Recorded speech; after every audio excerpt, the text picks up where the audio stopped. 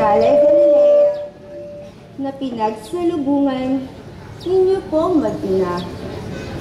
Dito napisan isang mundong ligaya ng dahil sa muli ninyong pagkikita. Ang araw na ito ay Paskong pagkabuhay, pagtubos sa sala ng sangkatauhan. Tayo ay magpuri ng makakayanan sa poong kay Jesus at sa Birheng Mahal.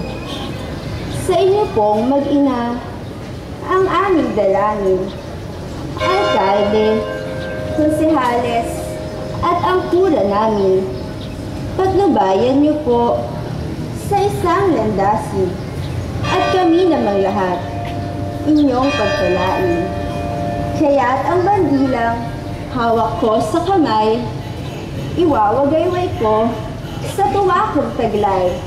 At kung mangyayari tayong kalahatan, pumulas sa bibig ang wikang mabuhay!